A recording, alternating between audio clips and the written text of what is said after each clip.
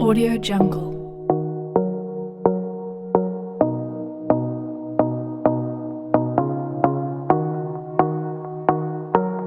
Audio Jungle. Buenas tardes a todos y a todas. Bueno, aquí estamos para empezar de nuevo la clase y vamos a ver, siempre me confundo. El martes anterior, recuerdan que estuvimos viendo las cosillas de el teorema de muestreo. Llegamos a encontrar cuál sería el interpolador ideal de muestras para obtener una secuencia que fue muestreada, una secuencia de tiempo continuo que haya sido muestreada, tomar sus muestras y generar la señal. Y con esa función, interpretando lo del teorema de muestreo, vimos un poquito al final lo que significa el aliasing y cómo se plasma, cuando no cumplimos el teorema de muestreo. ¿Ok? Nos hace falta una parte de analizar un poquito unas propiedades de la transformada de Fourier, que son importantes tenerlas presentes para cuando comencemos el análisis de sistemas en tiempo discreto con Fourier. Porque nosotros hemos usado análisis de sistemas en tiempo discreto LTI con la transformada Z y hemos usado las ecuaciones de diferencias y conocemos que hay sistemas tipo FIR, tipo I y R, pero todavía no habíamos podido darle la profundidad en la parte de la respuesta en frecuencia. Para ahí vamos, ¿ok? Les voy a poner acá un segundito para... Listo. Ok, vamos a ver si pasa aquí. En forma, digamos, general, si yo tengo una secuencia de muestras, podríamos tener que mi señal sea real o incluso mis muestras podrían ser complejas. Hay una cierta, digamos, posibilidad. Y matemáticamente, si agarramos a una función de muestras y la separamos tal como está aquí, en 4 componentes, vean que la R significa la parte real. Entonces, digamos, esta parte de aquí más esta parte de acá, sumados, serían una secuencia de muestras que sean de valor real. Entonces, esta parte es que las muestras sean de valor real. ¿Ok? Estas otras de acá serían como componentes en el valor de las muestras que sean, digamos, de valor complejo, de parte imaginaria, digámoslo así. De hecho, más bien, parte imaginaria. Y esta de acá, que sea de parte imaginaria también. Si tuviéramos el caso que tenemos las dos al mismo tiempo, tendríamos una función que sería, digamos, de valor complejo. ¿Okay? Estamos muy acostumbrados a verlo solo de valor real, pero si tuviéramos esta posibilidad de tener muestras de valor complejo, así, según las transformadas de Fourier, se corresponderían, digamos, cada componente. Ahora, vean que ahí la E significa de even, o sea, de par, y la O es de odd, o sea, de impar. Entonces significa, vamos a hacer el filtro, primero enfoquémonos solo en la parte real, porque esa la hemos dominado incluso en la transformada de Fourier de tiempo continuo. Si uno tiene muestras reales, la parte par de las muestras corresponde a la parte real del espectro. De hecho, recuerden que uno dice, si usted tiene una función que es simétrica par, y esto es igual a tiempo continuo, entonces eso es lo bonito, encajan bien. Si tengo simetría par, el espectro es real. ¿Lo ven? Entonces eso es lo que implica, digamos, esta parte aquí. El espectro es real y además par. Si mi secuencia es impar, entonces la parte par no tendríamos y solo tendríamos parte impar, que es esta, la x sub r elevado no, superíndice o. Y cuando tenemos eso, el espectro es puramente imaginario. Entonces, eso calza, y de hecho eso lo veníamos, eso viene de los coeficientes de la serie de Fourier en tiempo continuo. Aquí digamos que podríamos agregarle las otras dos. Las muestras, voy aquí de izquierda a derecha. Las muestras cuyo valor pertenece a la parte imaginaria y son de naturaleza par, producen un espectro imaginario y par. Vean la cosa, ve que aquí es como raro. Bueno, aquí no, de hecho es en el otro. ¿Ok? Y la última parte, la última es los valores de las muestras que correspondan a la parte imaginaria y que sea impar, eso va a tener un espectro puramente real e impar. Vean que es al revés, real e impar. Antes no, ¿verdad? Que el primero era real y par. Entonces ven que estas relaciones se invierten aquí y también con este. Entonces, eso nada más es una correspondencia. Si tuviéramos que descomponer un caso de señal que tenga naturalezas de valor ahí un poco complejas y que tenga partes reales e imaginarias. Y calza con el que más conocemos, que es la parte real. Y si la parte real es par, el espectro es puramente real. Y si la parte imaginaria de las muestras y hace que la función sea impar, ¿verdad? Y si la función es impar, el espectro es puramente imaginario. Eso es. Aquí también vamos a tener otra vez, como por enésima vez, la simetría hermítica. Que de hecho la simetría hermítica de alguna forma se puede interpretar de lo que están las dos ecuaciones anteriores. Es cuando una señal es solamente real, de valor real, que la parte par sea, que la parte real sea par y que la parte imaginaria sea impar, es igual a decir que entonces la función x de omega cumple simetría hermítica. Y además esa simetría hermítica se puede reflejar en la magnitud del espectro, que implica que el espectro de magnitud tiene que ser par y que el espectro de fase también sería impar. ¿Ok? Entonces, cuando tengamos señales de valor real, nuestros espectros se van a comportar así. Ya usamos, recuerda, en las últimas clases vimos muchas cosillas de ya de espectros y funciones. Tienen respuesta de magnitud. Este tipo de espectros son periódicos. ¿Recuerdan? Son periódicos y su periodo es exacto a 2pi, porque ese es el rango de frecuencias necesario, denominado rango de frecuencia fundamental. Y ahí están todas las frecuencias que nos interesan. Fuera de ahí, todas son alias, que tienen la misma información que ese rango.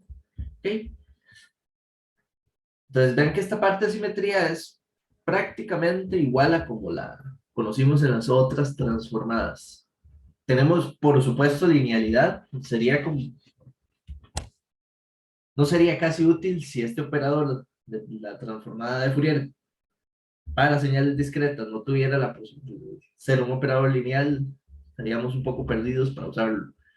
Entonces, si yo combino señales, es igual a combinar las transformadas de Fourier de cada señal de forma lineal.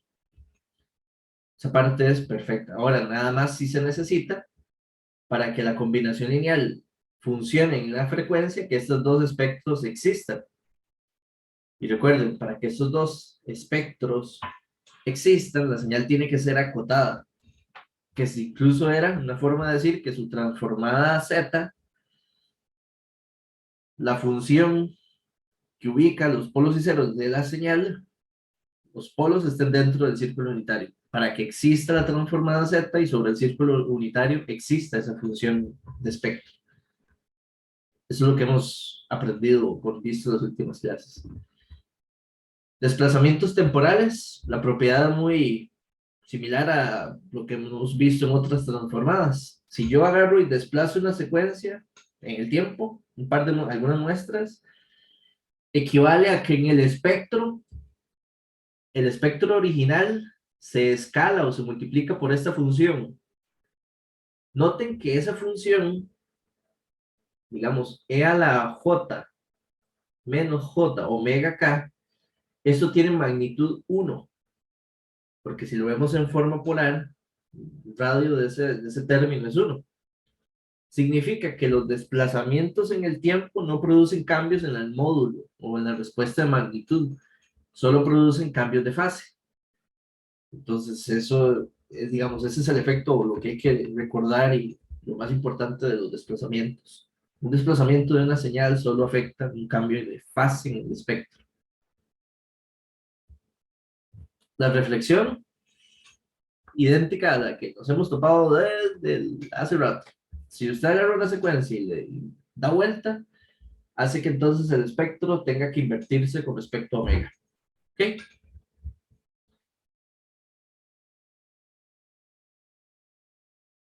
Sí, no hay nada más.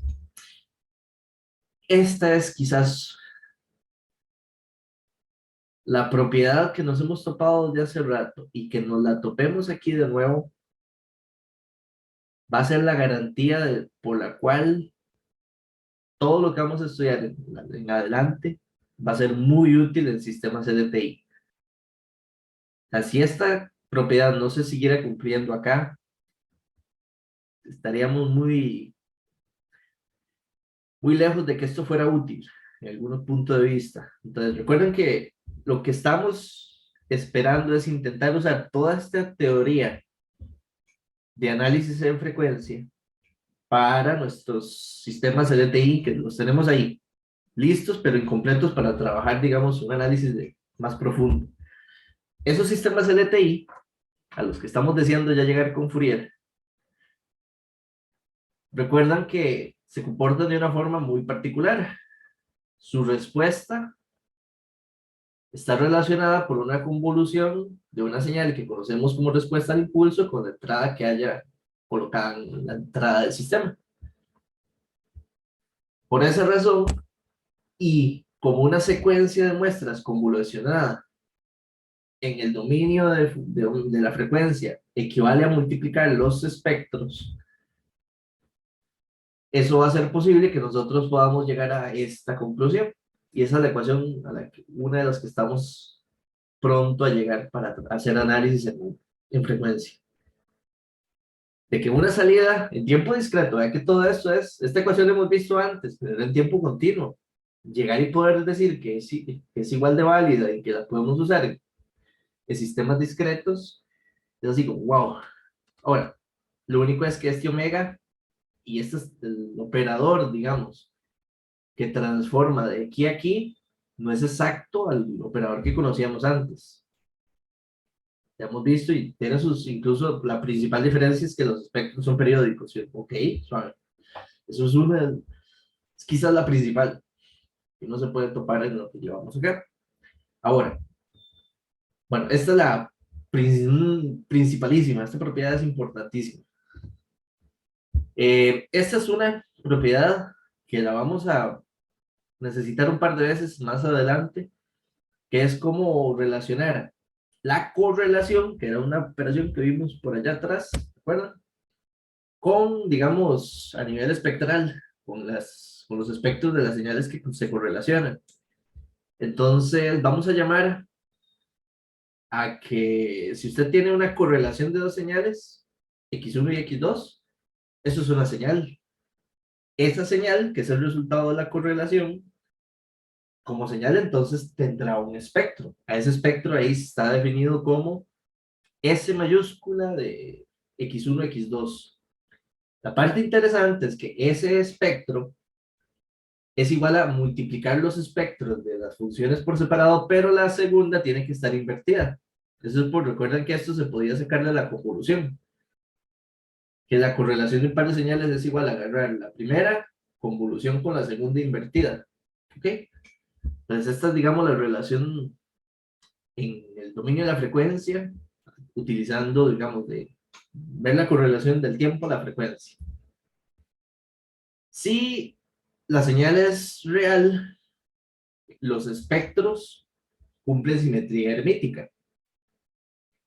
Entonces, si yo tengo autocorrelación, que es hacer la correlación con la señal consigo mismo, Eso implicaría, por lo que acabamos de ver, que sería su espectro por su espectro invertido.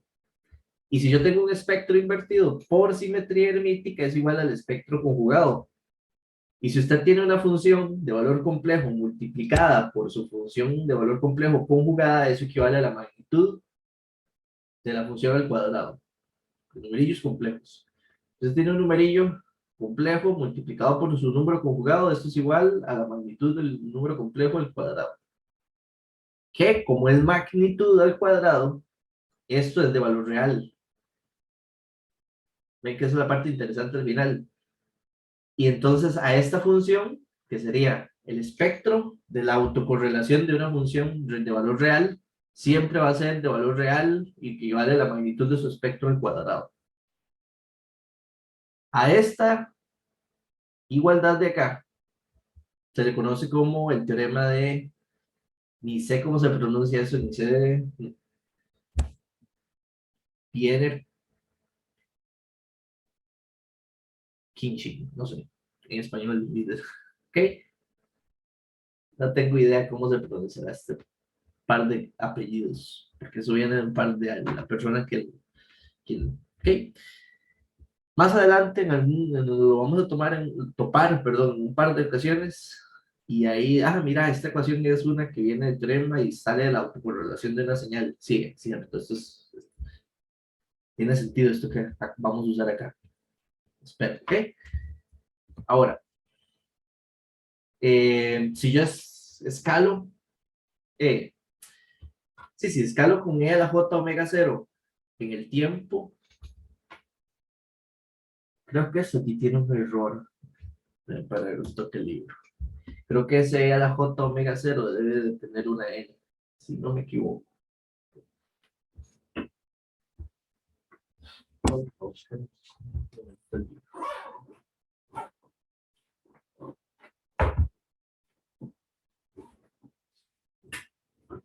Tener una n, si no e a la j omega 0 sería una constante y punto.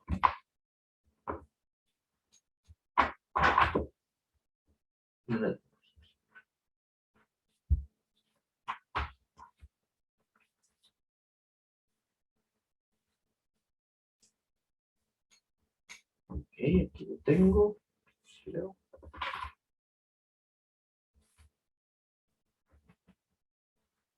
Sí, por supuesto.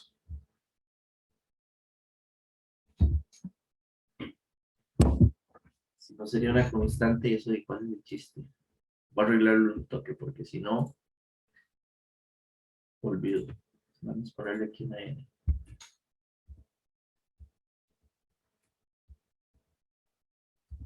Ahí.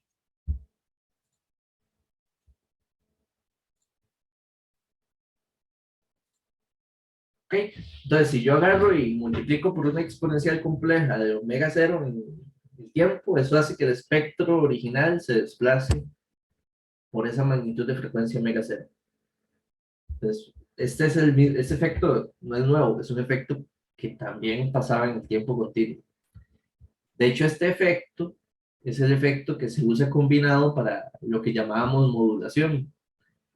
Recuerdan que modulación era agarrar al menos la modulación de magnitudes, agarrar la información, o sea, la señal, uy, y multiplicarla por un coseno de una frecuencia conocida, fija. Eso me permite que el coseno por linealidad yo lo puedo descomponer como si fuera un e a la j omega 0 n más un e a la menos j omega 0 n. Y está escalado por 2. Y usando la linealidad del operador de Fourier, el multiplicar ese coseno por x de n, lo que va a hacer es que el espectro se va a desplazar por omega 0 y también por menos omega 0 y se escala por medio. Entonces la modulación es un efecto de desplazamiento en frecuencia y que nace de poder hacer, digamos, multiplicar la señal. Eso se llama por una función de frecuencia pura, por una función propia. Se desconoce también. ¿Ok? Teorema de modulación, Parseval. Parseval hace rato lo habíamos definido. Aquí, digamos, si usted tiene una señal X1 y una señal X2 y sus espectros. Si agarro, vamos a ver, no, esa es la demostración. Sí, sí, sí, no me interesa tanto para llegar la demostración. Mejor, ya la hemos visto varias veces, así que nada más va aquí al final. Parseval está definido para las funciones periódicas, para la parte de potencia promedio, y para las funciones que no son periódicas, que llamamos funciones de energía. Entonces, Parseval define una relación de la energía de la señal. Esa última ecuación, entonces nos dice cómo está distribuida o cómo se puede calcular la energía en el tiempo, que sería agarrar la magnitud de todas las muestras al cuadrado y sumarlas, o agarrar el espectro de esa función, obviamente solo un periodo, integrarlo su magnitud al cuadrado y listo. ¿Recuerdan que para una función la magnitud de su espectro al cuadrado equivale a esta misma, que esto es el espectro de la autocorrelación de la función, el teorema de Wiener-Khinchin, no sé cómo se dice? Entonces digamos que aquí aparece una nueva versión de Parseval utilizando ese teorema. Voy a ponerle así, porque no sé ni cómo. ¿Ok? Parseval ya no lo habíamos topado. Este es importante porque esta técnica va a ser una de las que se utiliza en la optimización de los diseños para filtros. No sé si recuerdan cuando habíamos jugado MATLAB hace unas clases atrás, que estábamos viendo el efecto de los polos y ceros, y ustedes lo pueden hacer y probar. Cuando usted escoge si vamos a trabajar con un filtro FIR o con un filtro IR, el diseño, uno de estos hay que escoger como uno de los parámetros necesarios para definir un diseño y optimizar, que la herramienta nos ayude, un tipo de ventana. Y uno dice, ok, ¿qué es la ventana y qué es el asunto?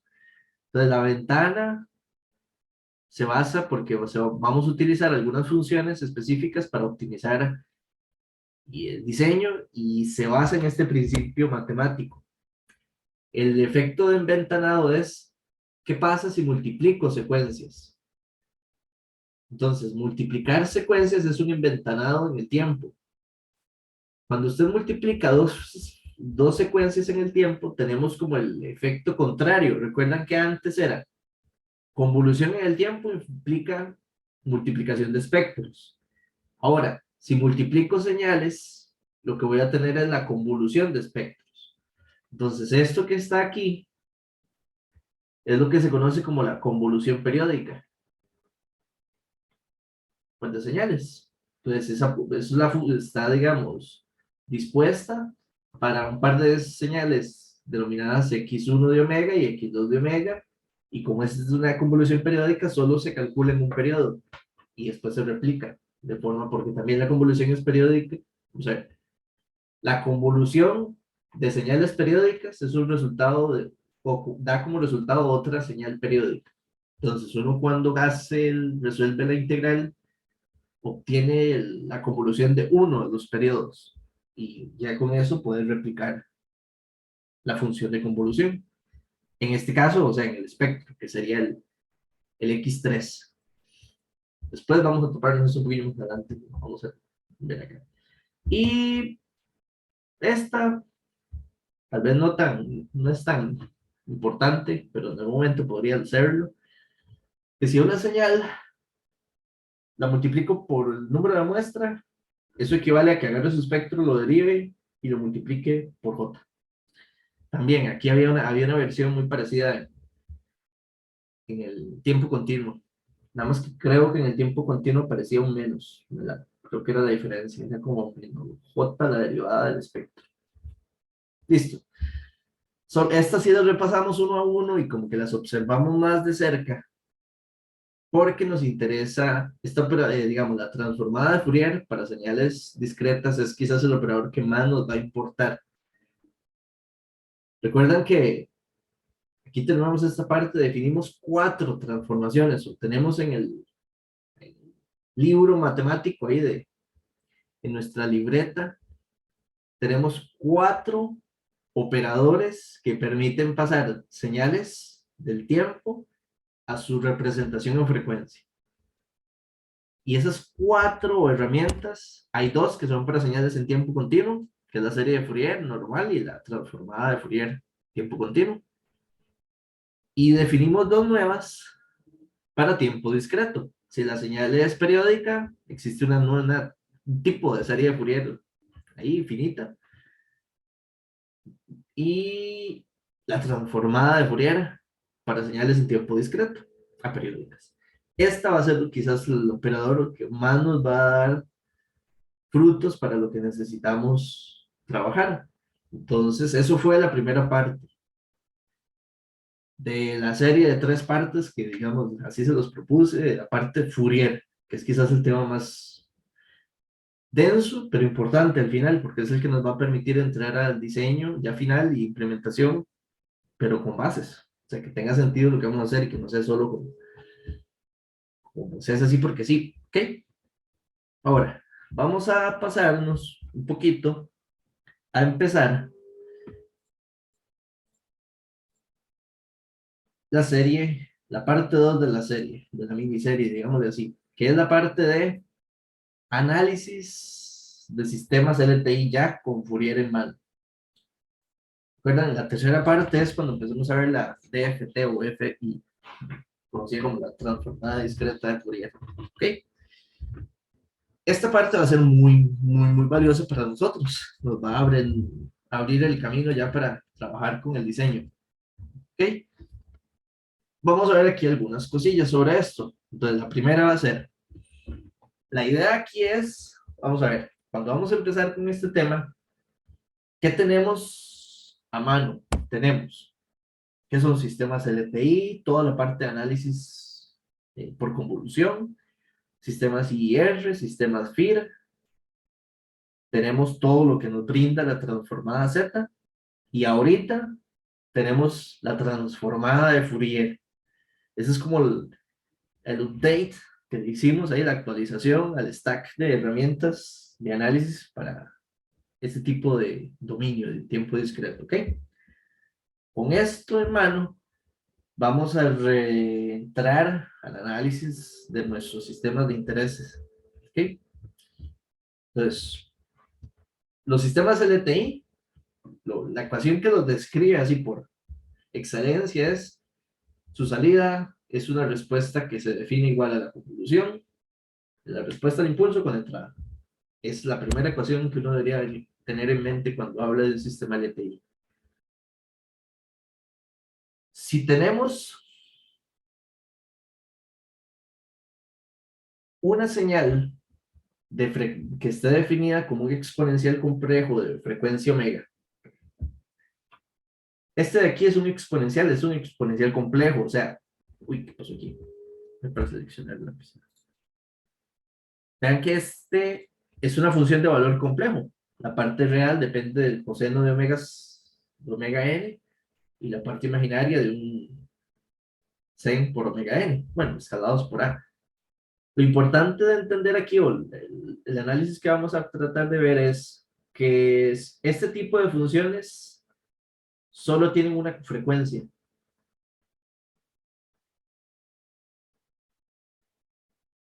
Son como, digamos, la misma naturaleza de un coseno de omega 0n. Solo tiene una frecuencia. Del espectro, una sola. Vamos a suponer que esta función la colocamos como la señal de entrada de un sistema LTI. Entonces uno dice, ok, si esa fuera la entrada, que es una señal de una sola frecuencia, lo pongo en la convolución.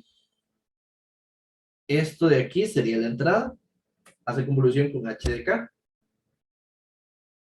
Vean que de esta parte yo podría agarrar, vean que la sumatoria de la convolución es una función que evalúa el valor de k.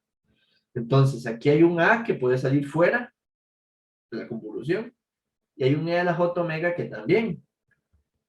Si interpreto del resultado, de esa forma, noten que entre paréntesis acá estoy colocando lo que sí tendría que operarse a nivel de la sumatoria porque es función del parámetro K. Pero esta ecuación que está aquí adentro es la ecuación que nosotros conocimos hace poquito como la transformada de señales en tiempo discreto. Es la transformada de Fourier. ¿Recuerdan? O sea, una señal cualquiera tiene espectro que sea periódica, que es una sumatoria de los valores de las muestras por ella la menos j omega k. Esta es la operación que acabamos de ver en la primera parte de esta seguidilla, digamos, de Fourier. Entonces, si aquí la función es la respuesta al impulso, esto que está entre paréntesis sería la respuesta en frecuencia del sistema. Entonces, pasando de esta parte a verlo como la respuesta en frecuencia, noten que la respuesta que da mi sistema LTI a una señal de frecuencia pura es igual a la misma señal, porque por ella la j omega n es la señal que había en la entrada, pero se escala por el espectro en la frecuencia de la señal de entrada. Tal vez aquí como que no es tan explícito. Si hubiéramos puesto tal vez como omega sub 0, aquí hubiera ido un omega sub 0, aquí también, digamos, aquí, y aquí iría un omega 0 y un omega 0. Entonces, la señal que entró tenía una frecuencia y el sistema responde con la misma señal multiplicada por el valor del espectro en esa frecuencia. ¿Ok? Recuerden que el espectro, porque es algo que ya definimos en la parte anterior, vamos a ver, aquí, existe solo cuando el sistema, o sea, o la función que hace que aparezca, digamos, h omega, que sería la respuesta al impulso, es una función acotada, aunque también la conocíamos como una función absolutamente sumable. O sea, solo esas funciones tienen espectro, que también es la misma razonamiento que se usa para que exista la transformada Z con una región de convergencia que incluya el círculo unitario.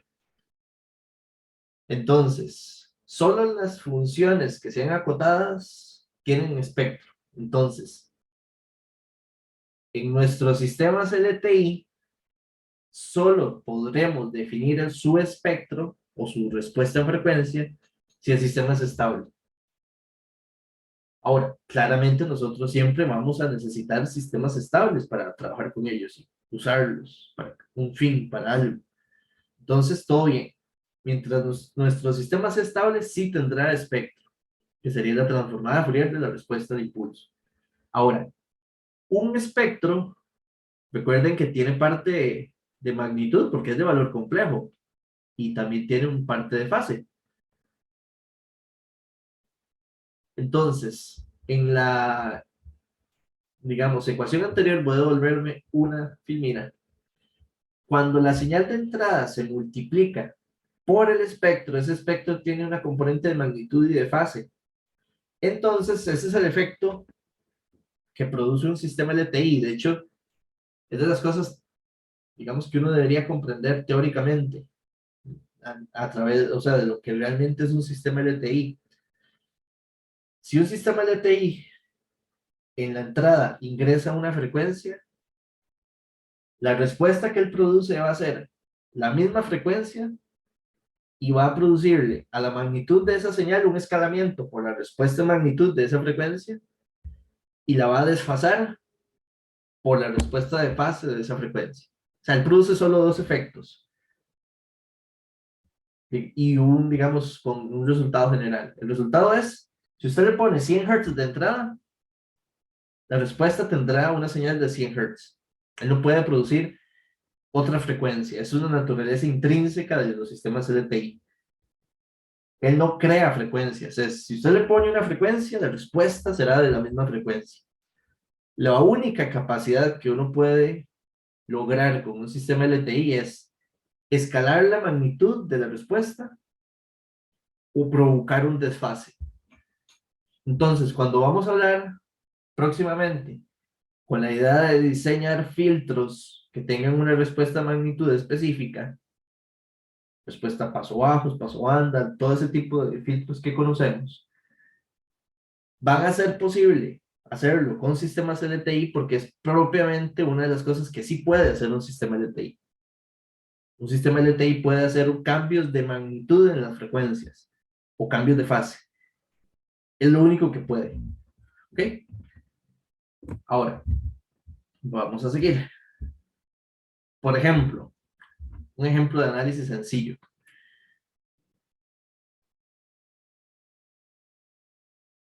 Sea un sistema muy simple de un solo polo, que es el que está descrito por esa respuesta al impulso. Vean que esa respuesta al impulso es acotada, o sea, es un sistema estable. Si a un sistema le pongo en la entrada que está ahí, vean que esa entrada es un exponencial complejo de frecuencia pi medios, radianes por muestra, sería, ¿ok? ¿Cuál sería la salida que da ese sistema?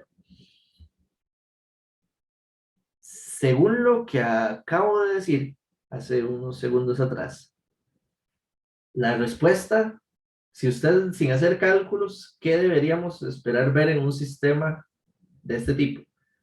Sería una señal de salida que tenga la misma frecuencia, porque vean que esa señal solo tiene una frecuencia, o sea, tiene que tener esa frecuencia y tiene que ser un cambio de escala y de fase provocados por el sistema. Lo único que puede aparecer. Entonces, de hecho, así es como se hace el análisis, por ejemplo, de este ejemplo. Entonces, voy a pasarme acá un toque para...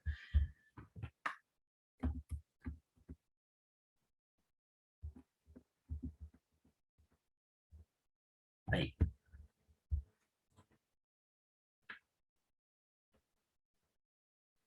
La idea es, voy a resolverlo aquí eso. Si yo tengo un sistema LTI con esta respuesta al impulso. Ay, no. Era un medio a la n por u de n. Quiero entonces definir cuál sería la respuesta que produce ese sistema. Por lo que hemos visto, ok, dice uno, tengo la respuesta al impulso. Con esta respuesta al impulso puedo calcular la transformada z, ¿verdad? Esta es una funcioncilla básica. Sería 1 menos un medio por z a la menos 1. Esta función tiene un polo, o sea, si lo vemos a nivel del diagrama de polos y ceros, tiene un cero acá y es un polo real aquí en un medio. Pues por aquí está el círculo unitario, entonces de sobra.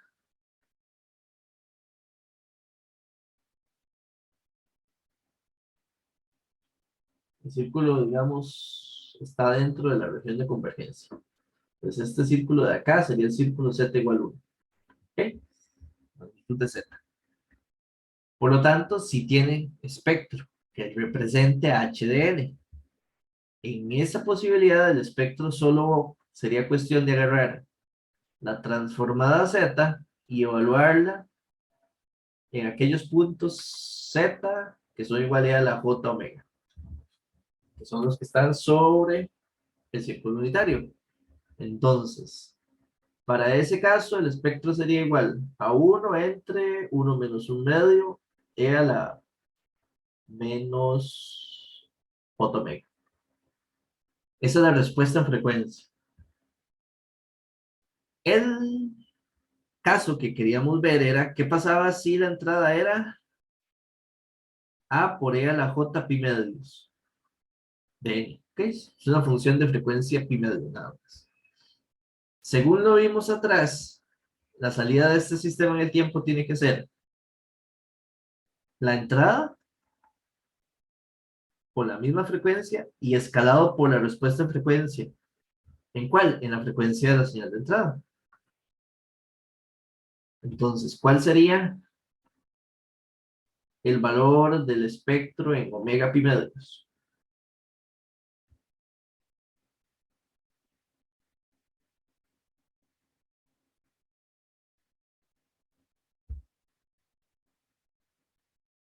Y a la j pi medios, eso es menos j. Entonces esto es igual a ese numerillo. Qué bonito. Voy a calcularlo acá. Calculadora de una vez. ¿Qué es lo que me interesa de esto? Conocer cuál es la magnitud y la fase. Entonces, esto produce una magnitud igual a 2 raíz de 5 quintos con un ángulo de menos 26,50 y... Dejámoslo 26,6 grados. Significa, entendiendo lo que va a ser el sistema LTI con el que está planteado ahí, que la salida del sistema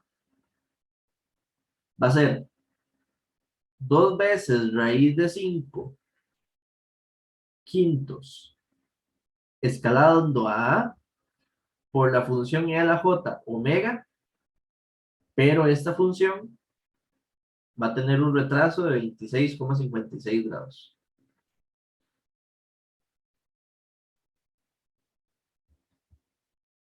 Entonces, es lo que va a hacer ese sistema LTI. La respuesta es igual a la entrada, solo que tiene una escala de magnitud y un desplazamiento de fase. Nuestros sistemas LTI, esa es su capacidad en el espectro, es lo que pueden hacer. Pero eso va a ser suficiente para lo que queremos hacer luego. Bien, entonces, cualquier duda me avisa. Igual el ejercicio está en la presentación, digamos, completo. Quería tal vez hacer un poquito ahí, soltar el lápiz un poquito. Ok, ahí está la solución completa. Ahora, si uno conociera, o viéndolo hacia atrás, la respuesta en frecuencia de un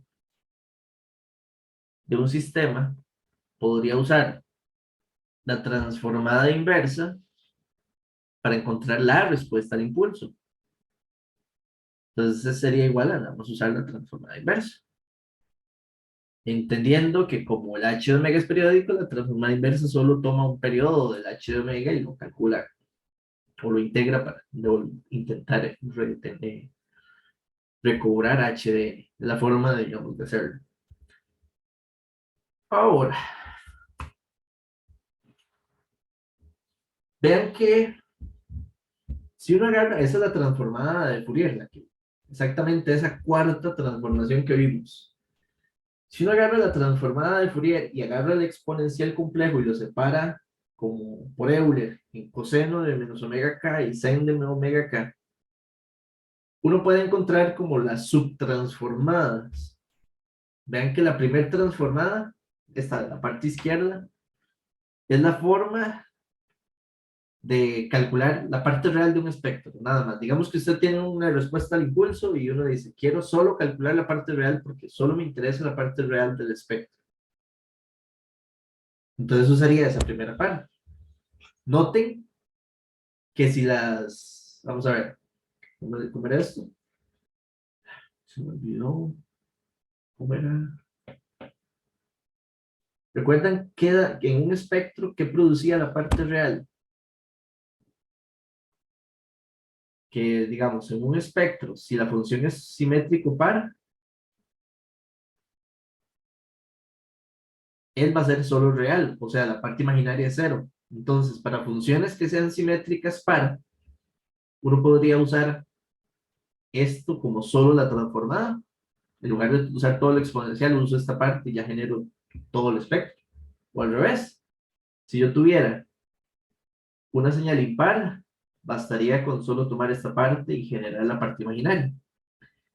¿Ok? Entonces, esto es como una descomposición que parte, o sea, que esta primera parte me calcula la parte real de un espectro y esta parte la parte imaginaria. Nada más es eso.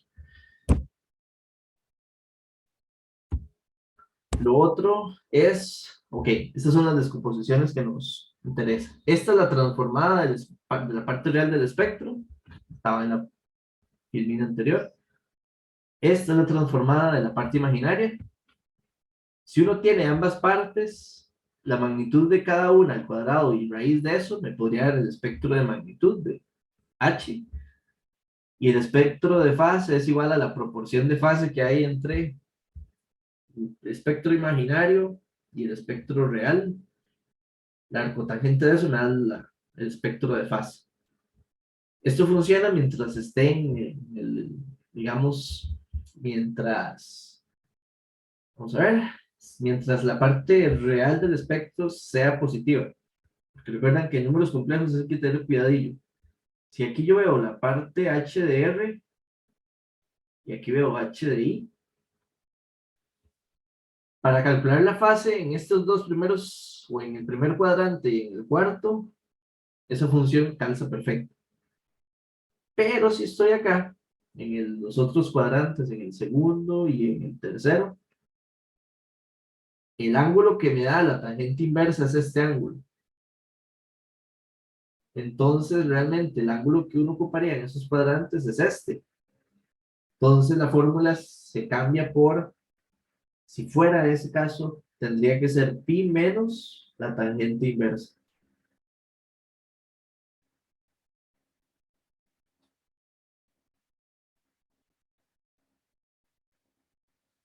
Sí, eso sí, y eso sucede cuando la parte real del espectro fuera negativa. ¿Ok? Entonces, ¿por qué es importante esto, Dave? O sea, esta filmina o eso, porque si uno tiene un espectro, en muchos análisis es importante poder discernir o determinar cuál es la parte real del espectro, cuál es la parte imaginaria, o cuál es la parte de módulo y cuál es la parte de fase. Entonces, ahí nos podríamos topar. Un ejemplillo. Intentemos interpretar qué hace a nivel de frecuencia un filtro de media móvil de 3 puntos. Estos es, digamos, los filtros de media móvil son filtrillos, digamos, que uno, incluso estos existen y puedes escogerlos, no sé, en Excel y muchas herramientas ya como módulos fijos para usarlos y programar, o sea, y corrérselo a una secuencia de datos. La parte interesante es qué hace un filtro de media móvil en frecuencia. Alguno, vamos a ver, no sé si alguno los ha usado o entiende cuál es el sinónimo o el apodo, digamos, que se les da a los filtros de media móvil. Recuerden que un filtro de media móvil es el promedio. De 3 puntos significa que si usted agarra un valor de la señal, el valor anterior y el valor futuro, este es un filtro de media móvil centrado en la muestra actual. Y los promedia, eso da la salida. Entonces, en una señal, si usted tiene una señal de datos,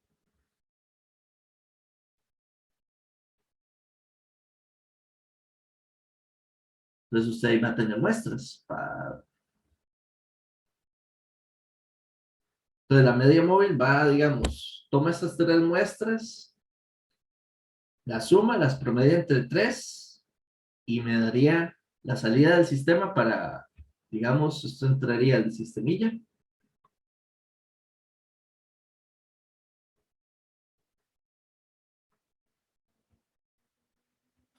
Y esto produciría entonces la respuesta. Entonces, aquí, para este promedio A, ya que está centrado en la muestra del centro, entonces sería, en este punto me da un valor. Llamémosle A solo para como corresponder el dibujillo. Luego corro el filtro, digamos, de media móvil, corre una posición y luego entonces agarra estas muestras, 1, 2 y 3, y las suma y las promedia. Entonces esto daría el valor de B. Y así se va y, digamos, toma una secuencia de datos y le pasa el filtro de media móvil. Un filtro de media móvil puede ser de orden 3, 4, 5, hasta 2 puntos. ¿Alguno lo ha utilizado y sabe cuál es el propósito cuál es el propósito usual que se le da al filtro de media móvil?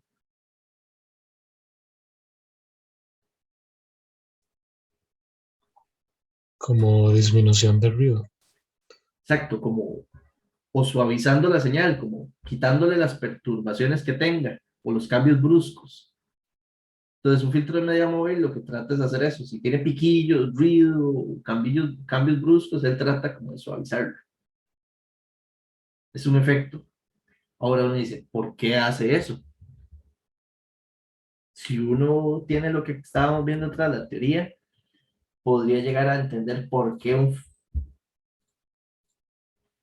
filtro de media móvil produce un efecto de suavizado. Tratemos de llegar, y solo tenemos la ecuación en el tiempo. Voy a poner el 3 aquí, esto lo un poquillo menos.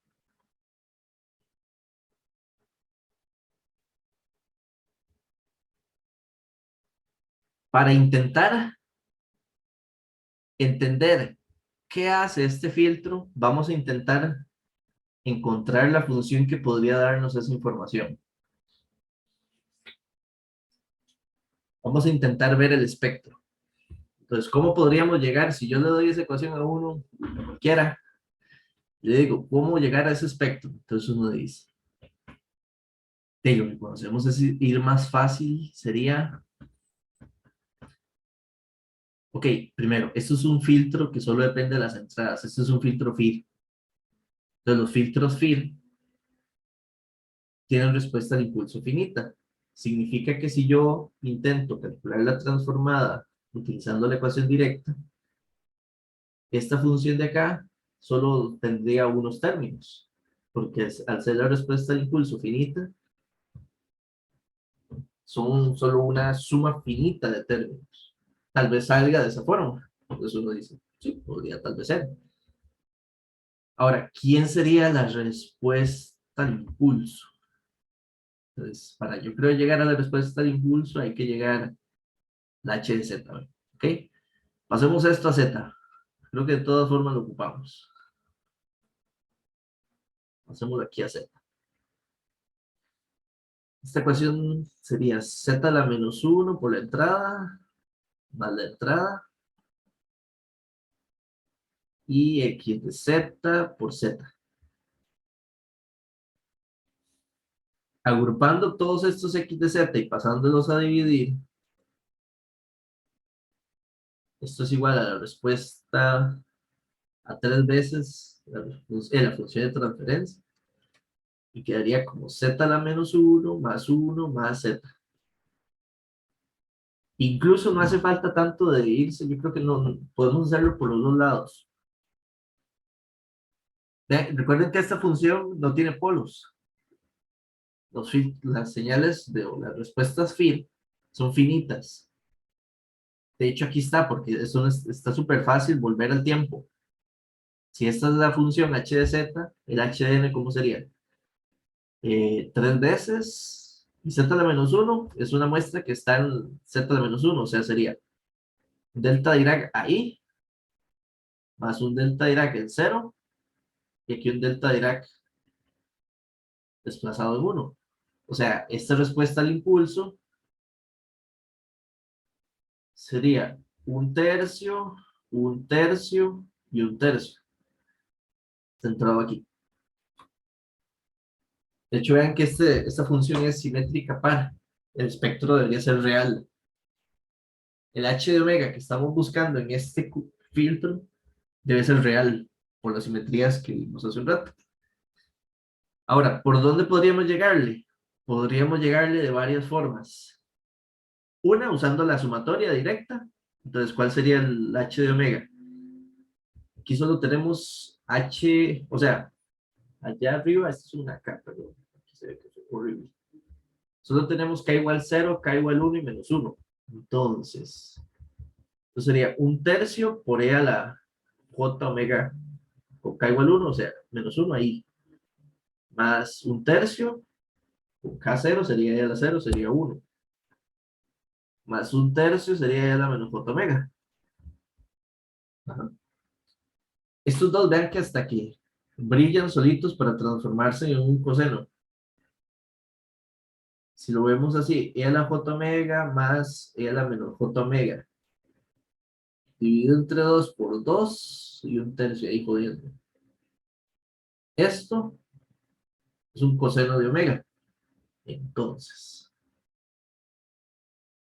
la respuesta en frecuencia de ese filtrillo sería un tercio, factor común, pongámoslo, de 1 más 2 coseno de omega. Primero es real. Está perfecto. Veamos de esta función la de magnitud y la de fase para intentar visualizar qué hace y ver por qué es que hace un efecto de suavizado, como de eliminación de ruido, digámosle así. Entonces, el espectro de magnitud es igual a esto. Ahora vemos, porque el coseno varía entre -1 y 1, entonces esto ocupa un valor absoluto ahí para interpretarlo bien. Y la fase, recuerden que la fase de los espectros reales solo puede tener dos valores, 0 o pi, dependiendo si 1 más 2 coseno.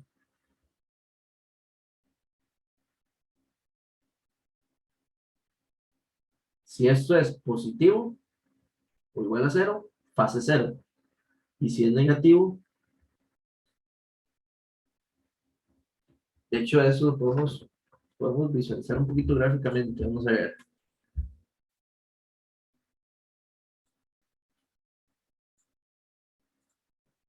Digámoslo aquí bien fácil.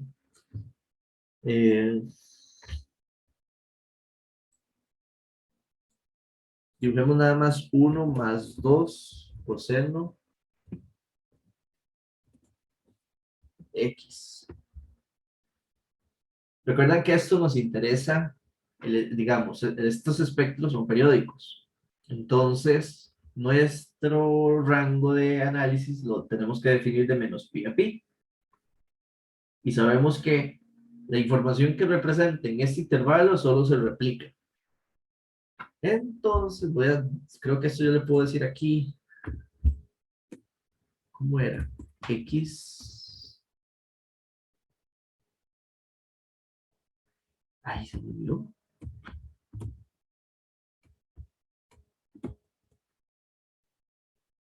Yo,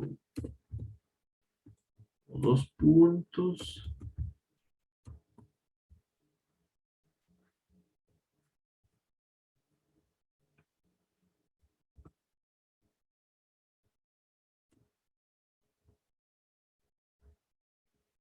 No, y X no es de menos. No, sí, es de menos pi a pi. Sí, sí. O sea, muy bien, pero no sé cómo es que lo interpreta. Es como coma. Mm,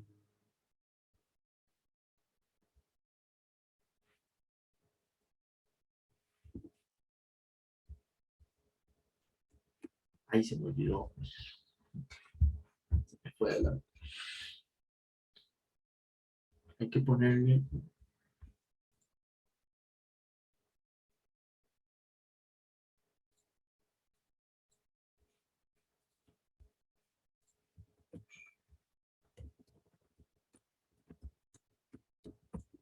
Y lo he hecho a veces y se me fue.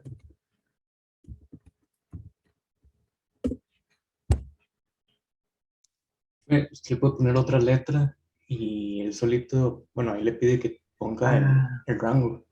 no, ya me acordé que es que es algo y era corchetes. Aquí, bueno, ya me acordé, no, ya lo googleé. Es con corchetes de estos. Ahí, me puse dos. Era algo y después olvidado, era con corchetes. Entonces, esta es la función 1 más. De hecho, incluso si la promediara por un tercio, ya tendría el valor como tal. Y ahí mismo podría ver la fase, porque el fase solo correspondería a qué intervalo es negativo. Okay, vean que esta funcióncilla ahí representaría, así como tal, una fase negativa en esta parte, o una fase de pi. Este numerillo habría que ver cómo lo calculan. De los 2 pi tercios. Si es que de hecho eso es nada más buscar 1 más 2 coseno de omega, ¿cuándo es igual a 0? Entonces esto es el coseno de omega igual a menos un medio. Entonces, ¿en qué omegas el arcocoseno de un medio? O menos un medio. Que eso es 120 grados, que es 2 pi tercios.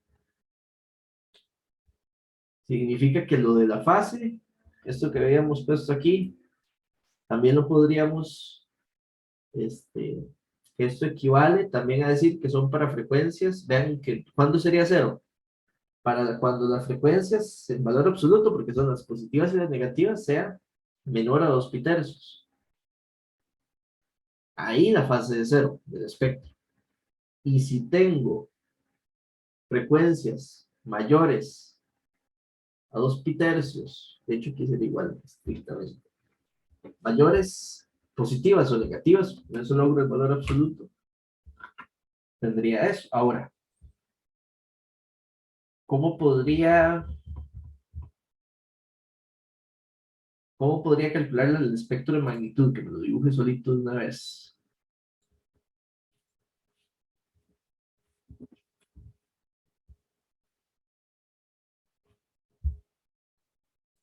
Esto es real. Entonces, bueno, esto debe tener valor absoluto. Ahí sí está.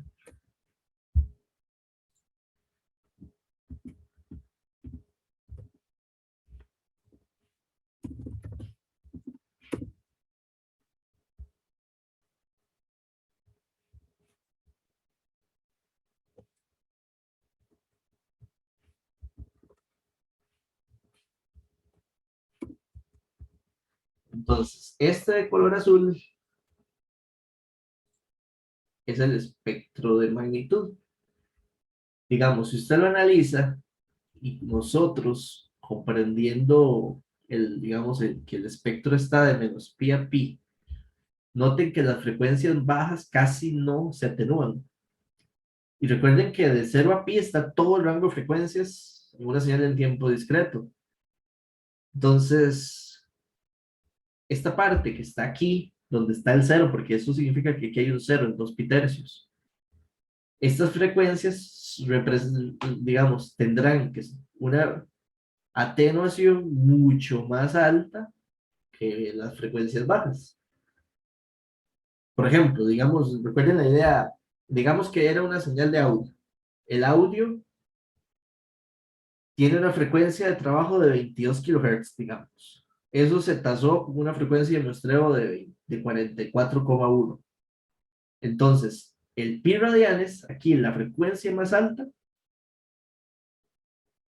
esa frecuencia será la frecuencia de trabajo más alta, que es 22K. Entonces significa que frecuencias como 22K, 20, 17, 18, todas estas altas tienen una atenuación mayor que frecuencias bajas. Entonces, el que le quite componentes de alta frecuencia va a producir en la señal un efecto de suavizado. Los ruidos, por ejemplo, los ruidos son componentes de variación aleatoria que a nivel de frecuencia normalmente están en frecuencias altas respecto a, digamos, respecto a la información. Por eso es que si yo le paso un filtro de media móvil, el filtro intenta entonces suavizarlo con la idea de que le está quitando alta frecuencia, información de alta frecuencia.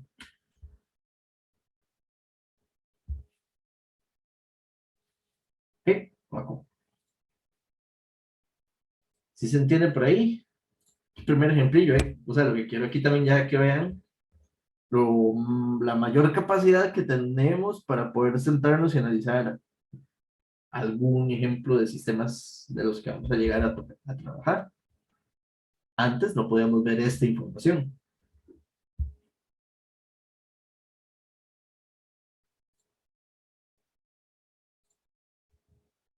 Este filtrillo, bueno, ahí está igual. El ejercicio aquí está resuelto en la presentación y hay un bosquejo ahí también del espectro. Y la fase. La fase es impar. O vale 0 y pi menos pi.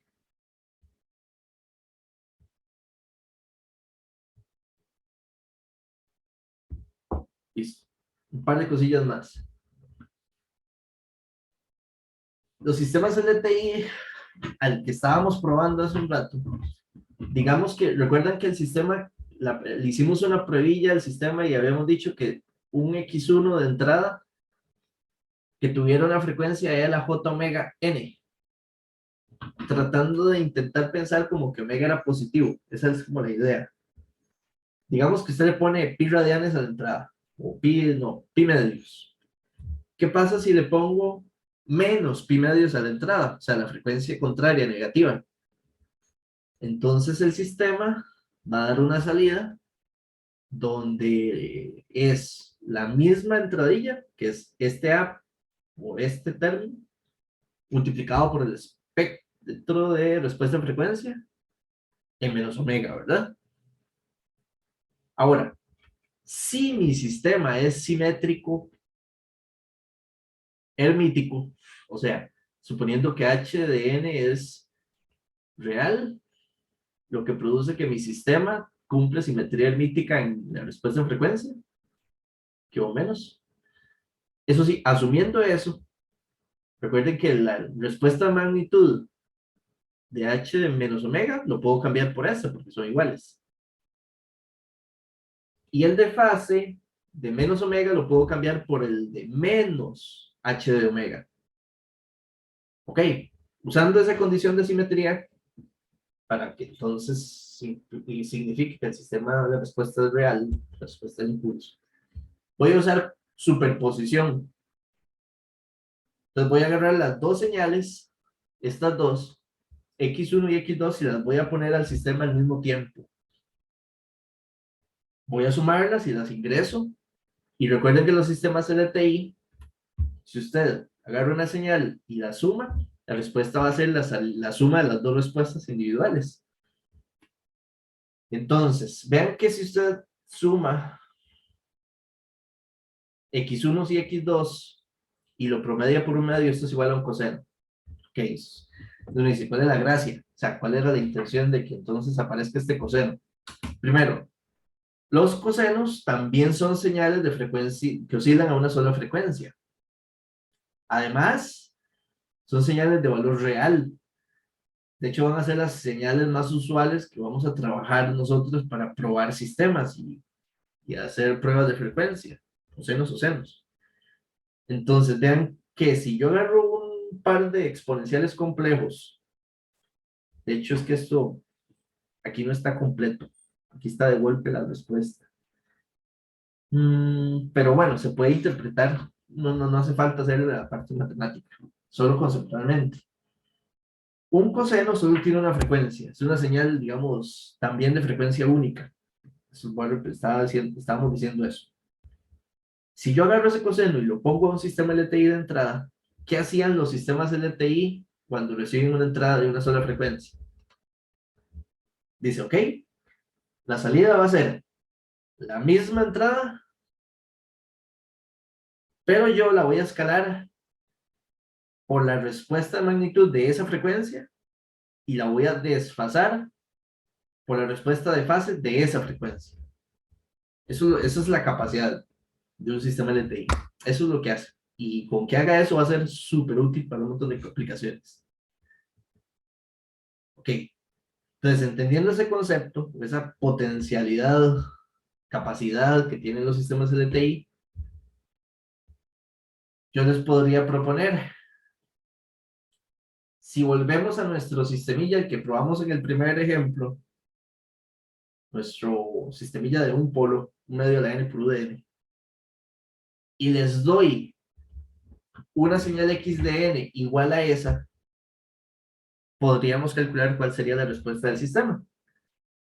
Usando linealidad y usando el concepto de que entonces el sistema genera una respuesta proporcional a la respuesta de frecuencia de cada frecuencia y la entrada.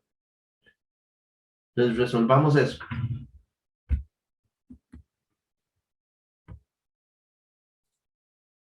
Hagamos entonces, para ir dándole...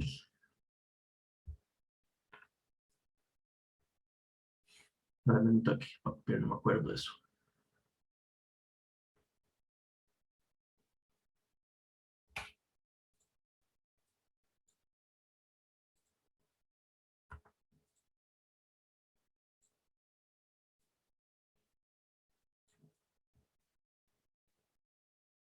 Entonces, ¿recuerdan de memoria? Sí, yo la tengo aquí todavía fresquita.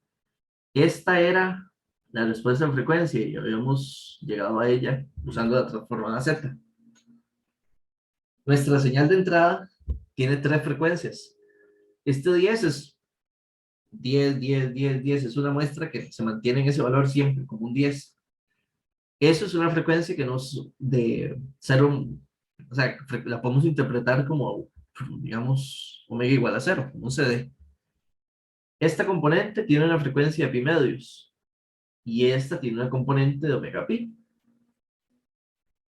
El sistema, por su linealidad y su capacidad, va a generar una respuesta para cada componente que va a depender de quién, de cuánto es H0, cuánto es H de pi medios y cuánto es H de pi.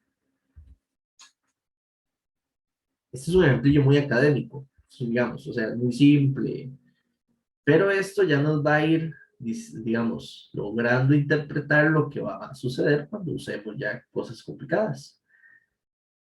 Ese es el principio de eso. Y a la 0 es 1. Mira, el primero es real, esto es igual a 2. El de pi medios creo que era el que habíamos calculado hace un rato, ¿recuerdan? Era 2 raíz quinta de 5 con ángulo de menos 26,6.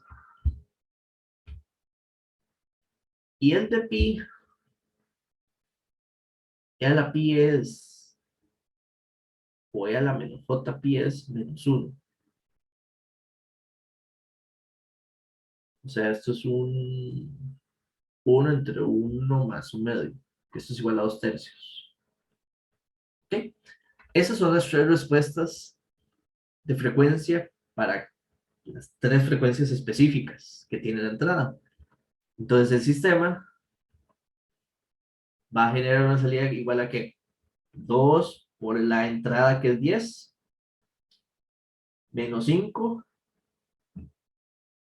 ¿Cuánto se escalaría aquí? Sería por 2 raíz de 5 entre 5, la función sen de pi medios, y le proporciona un desfase aquí. Y el último entonces sería más 20, la escala original, se escala por 2 tercios por la respuesta en frecuencia, y no, este no tiene desfase, pi medios. Entonces sería 20 menos 2 raíz quinta de sen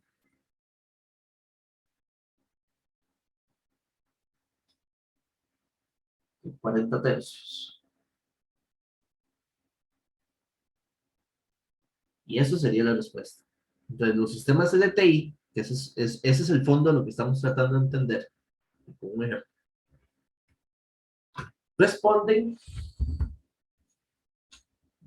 con un efecto de escala y fase sobre cada frecuencia en específico que tenga la entrada. Y lo estamos tratando de visualizar con solo 3 componentes de frecuencia. ¿Okay?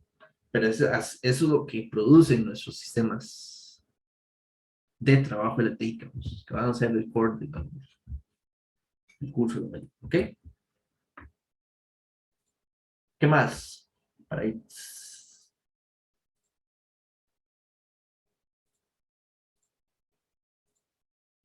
Ahí está.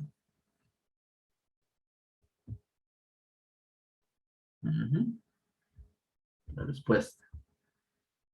Este va a ser el último ejercicio que vamos a hacer hoy y terminamos. No es tan corto. Y sí, con este terminamos. Ya un ratito, no tiene minutos. Pues, y ahí vamos a dejar la clase de hoy. Entonces, resolvamos este. Este es un pequeño, digamos, intento de mini diseño, entendiendo cómo funciona esta parte.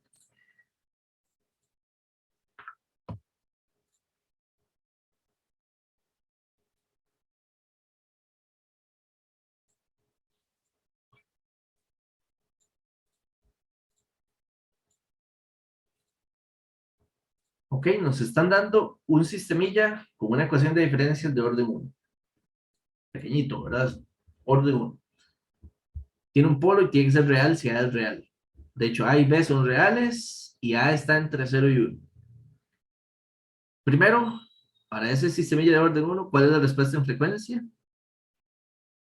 Luego, determinar cuánto tendría que valer B para que el valor máximo de la respuesta de magnitud del sistemilla sea 1 y graficarlos para todo eso para cuando A es 0.9.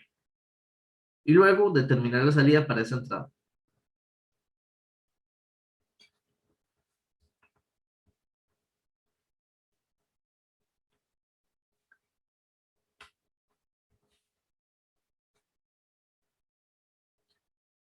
¿Por dónde le podemos llegar a h de omega? Aquí tenemos un propósito similar. Vamos a llegar a esta función para hacer las condiciones de diseño de este caso. Este sistemilla es un sistemilla eso es una ecuación recursiva de orden 1. Eso es un sistema IR. Entonces la respuesta al impulso es una respuesta infinita. Por lo tanto, pensar como que por la transformación directa a través de la sumatoria sea un camino muy feo. Es digamos, es la hipótesis. Entonces, uno más bien diría, tal vez por HZ.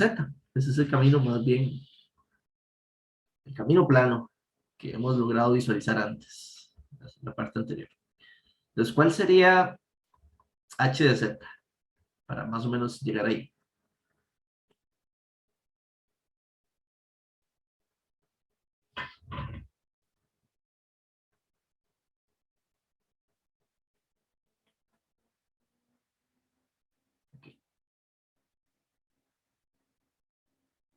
Aquí voy a hacer un golpe directo. El grupo yes, y esto quedaría como B,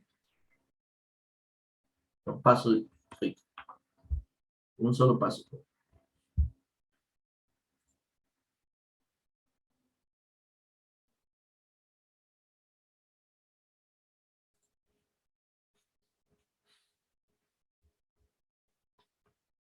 Esta funcioncilla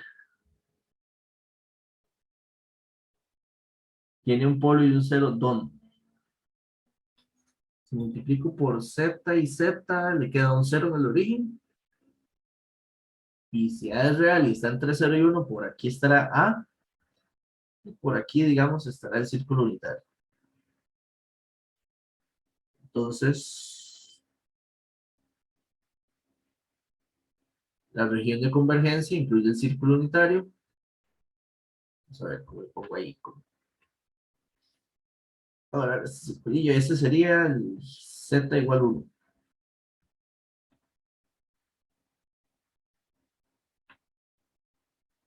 Ahora, si esta es h de z, significa que el h de w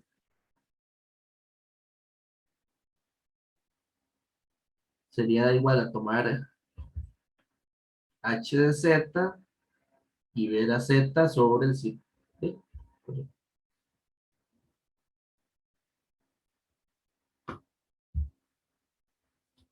Se cerró y se abrió. De golpe. ¿Qué pasó aquí? Está bien. Entonces el h de omega sería igual a agarrar este h de z. No, ninguno no. En la j omega. Sobre el círculo unitario. Entonces la respuesta de frecuencia sería igual a b entre 1 menos a y a la menos j omega.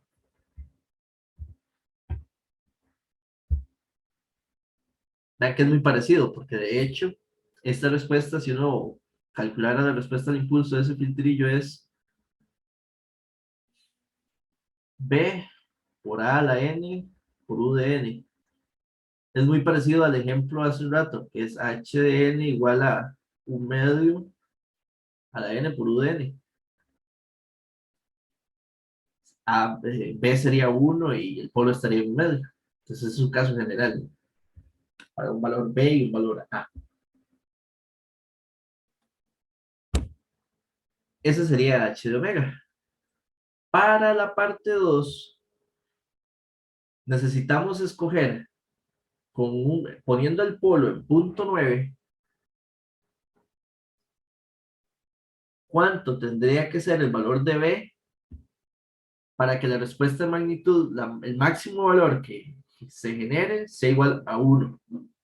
Y graficar fase y magnitud de ambas, de la función. Entonces, aquí la pregunta entonces va a ser, para poder, digamos, especificar esa condición, necesitamos la magnitud de h de omega. ¿Cómo podemos calcular la magnitud a esa función que tenemos ahí? Aquí sus mejores habilidades de señales y sistemas.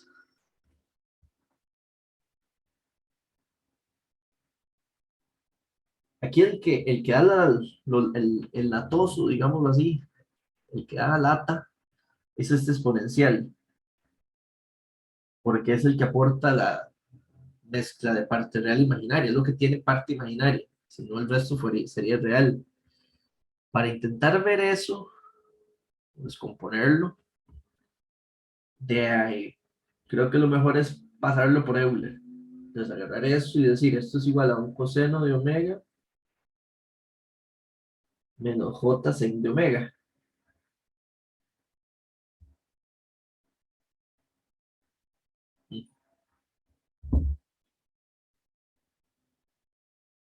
Si lo vemos así, vean que es una fracción.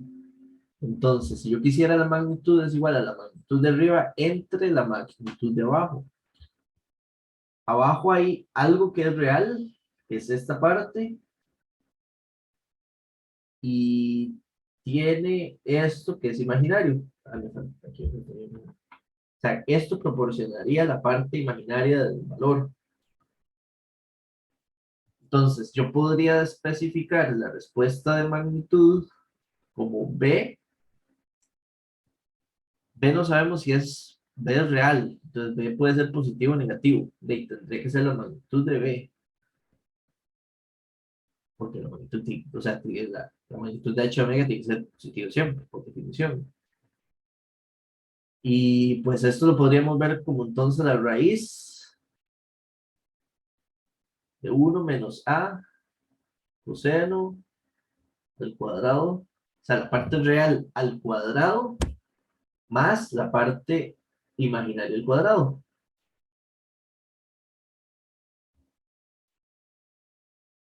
Esto que está ahí adentro, ahí hay una simplificación. Usando, voy a poner esto al cuadrado aquí, para no poner la raíz, después la pongo. Entonces esto sería 1 menos 2 veces a coseno de omega más al cuadrado coseno.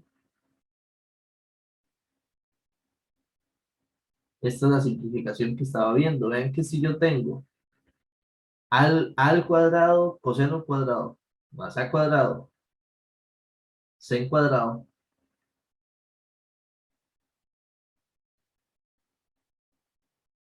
y factorizo a, queda coseno cuadrado más sen cuadrado, que es 1. Entonces,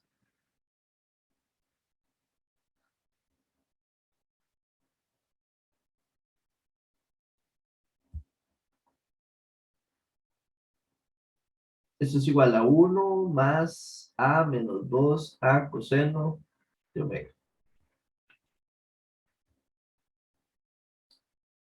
Aquí la pregunta es,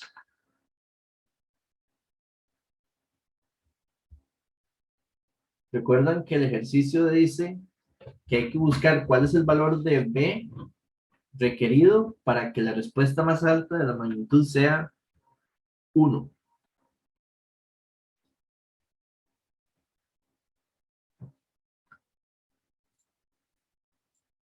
Listo.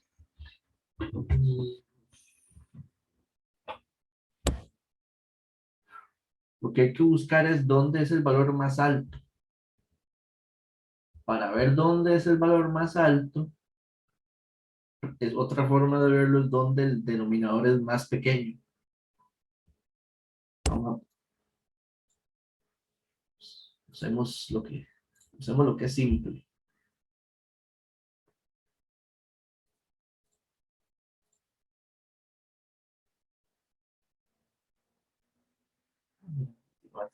Estoy aquí usando graphs. Sí. Ok. Necesitamos como intentar buscar dónde está el máximo para saber cómo, por dónde iría esta acotación. Si yo le pongo,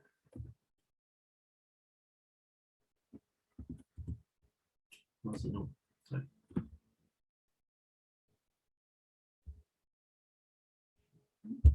podría ponerle así, esto estaba entre 0 y 1.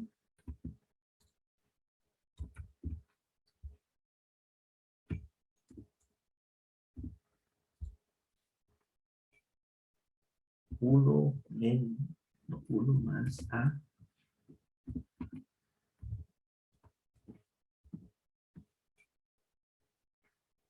Ah, mira, que va a ser un, esto es positivo siempre. No, pues sí, porque es que venía de llevar al cuadrado dos cosas, tenía que ser positivo.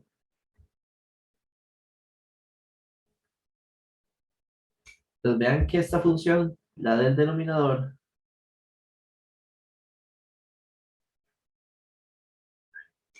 pero es 0. Quiere decir que en 0 no, en 0 no puede ser infinito. Cometí un error. Ese A no es de la 2.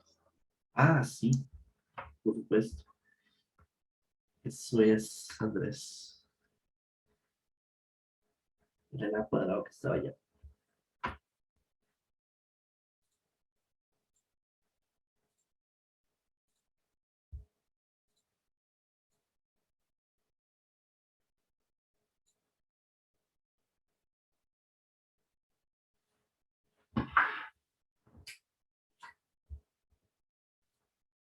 Así, ahora sí se ve que no. O sea, solo si llega a ser 1. Noten que si llega a ser 1, aquí sí pasa por 0. Y de hecho, vean que si aquí fuera 0, el espectro sería infinito en esa frecuencia. Eso es, si imagínense, si el espectro ahí fuera infinito, significa que ese filtrillo, si le llegara una señal de CD, la señal crecería de forma infinita rapidísimo. Es inestable. De hecho, el filtro que tenemos A no puede ser 1. Ahí ven que, bueno, ahí le falta un poquito, pero si ya lo tiro a 1, ahí sí. Ahí estamos viendo exactamente la condición de estabilidad que necesita para que funcione. Entonces, en nuestro caso también, estos solo son para frecuencias entre menos pi y pi. Entonces, vean que en este rango, el valor más pequeño es en omega 0. Es una forma de... Entonces, en omega 0 es donde necesitamos especificar, lograr que la magnitud de la función sea 1. Entonces, vamos para ahí. La condición que nos propusieron era que la magnitud de la función, en este caso, de hecho, tiene que ser en 0. Tiene que ser, nos dijeron que la magnitud de la función tiene que ser 1. Entonces, no sabíamos que era 0 y ahora sí. Que la magnitud de la función sea 1 es igual a que la magnitud del cuadrado de la función sea 1. Lo podríamos ver así. Entonces, de este lado, lo que tenemos es que el valor absoluto de b al cuadrado tiene que ser igual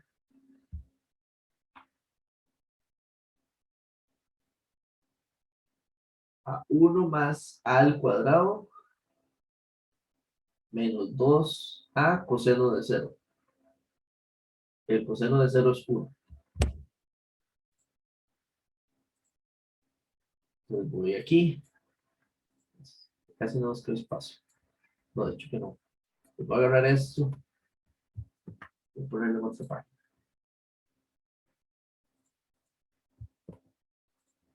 Entonces, de esta ecuación tenemos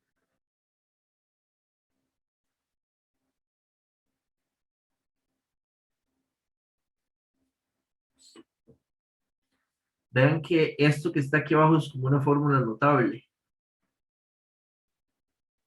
La fórmula que está aquí abajo es igual a decir que es 1 menos a al cuadrado. Originalmente esto era 1, la magnitud de b, raíz de 1 menos a al cuadrado. Vean que a estaba entre 0 y 1, por lo tanto, 1 menos a es positivo. Entonces, significa que esto lo podríamos ver como la magnitud de b entre 1 menos a. Como es positivo, pues sale afuera 1 menos a y sigue siendo positivo. Perfecto. Entonces, de aquí podemos llegar a que la magnitud de b tiene que ser igual a 1 menos a. Recuerdan que el polo que está definiendo que usemos es que esté en punto 9. Entonces, 1 menos 0,9, esto sería igual a 0,1. Realmente, si la magnitud de b es igual a 0,1, significa que b podría tener más menos 0,1. Y para la respuesta de magnitud, cumpliría la condición que andamos buscando. Entonces, grafiquemos eso, a ver si se logra. B tendría que ser, digamos, punto 1, digamos en positivo. Y A, mira, está en punto 9 arriba, justo así. ¿Y cómo quedaría la respuesta de magnitud completa? Teníamos por aquí la funcioncilla, esta de acá. Entonces, la respuesta de magnitud sería B entre la raíz cuadrada de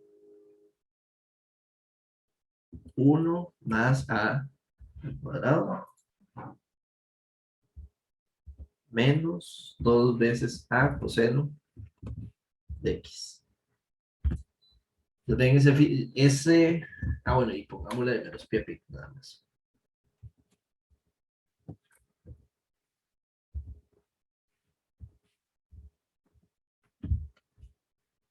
Ahorita, segunda, ¿ok?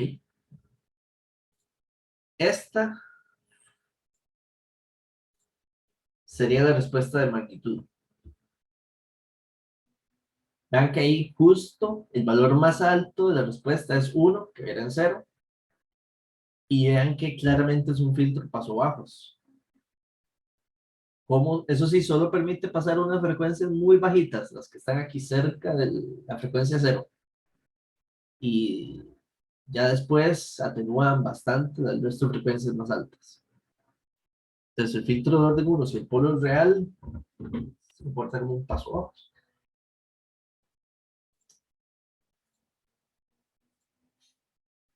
Voy a pegar aquí el dibujillo. Y lo último que decía era, ok, para esos valores, para ese escenario, calcule la salida para un par de valores de entrada, o una entrada con 3 componentes era.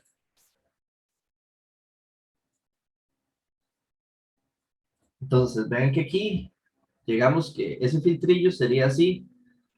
Recuerden que aquí era punto 1, que era B arriba, y aquí 1 menos 0,9 E a la menos J omega.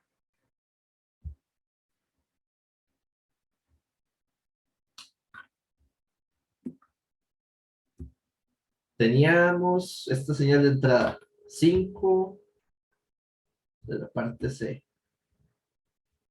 Si a ese sistemilla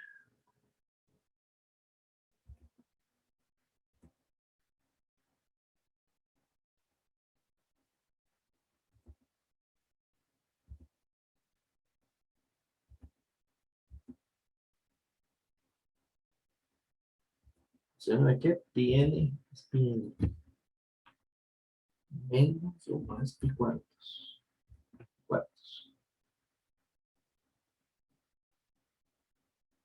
Bueno, vamos primero a calcular los H's. ¿Cuánto es H de 0? H de pi medios y H de pi. Serían las respuestas.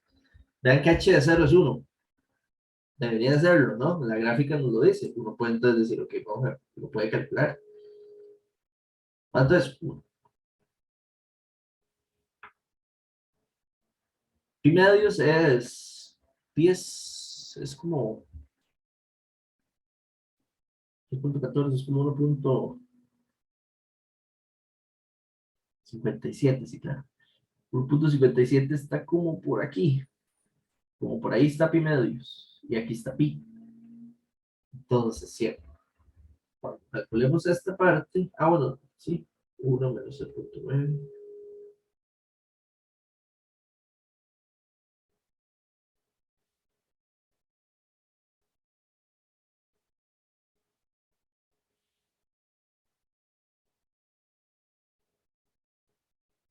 Claro, vean, es 0,0743, un ángulo de 41,98, 99 realmente.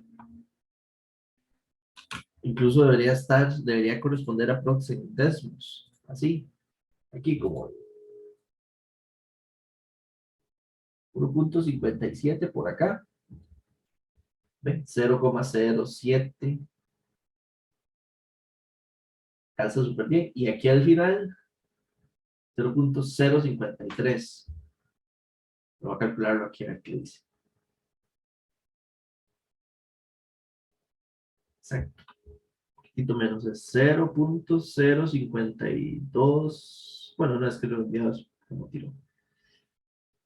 Significa que la salida que produce este sistema es los 5 que entraban pasan directo, como un 5 a la salida.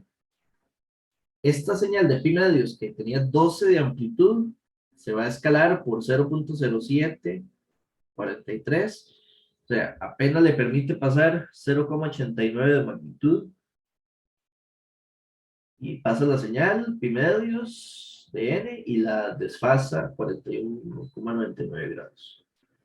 Y la otra que tiene menos 20, al pasar por la magnitud sería 0.05263. O sea, esos 20 apenas pasan 1,0526 coseno de pi, como no produce desfase, quedaría con pi cuartos. Claramente noten que sí, el efecto paso bajos. Vean que estas frecuencias, esta de aquí y esta, cómo atenuó la señal un montón y esta pasó solita. Me dijo, pasa adelante. Aquí.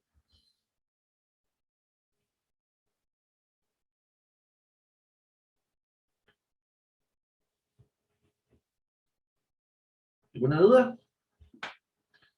Hasta acá, más o menos. Pues vean que ya vamos, apenas estamos entrando en la idea de cómo interpretar nuestro sistema CLTI funcionando a nivel de frecuencia. Es un bosquejo inicial, pero ya nos estamos percatando de esos detalles. Ok, no sé si alguno tiene alguna pregunta de esto o del curso, si no, la clase con esto estaría. Audio Jungle.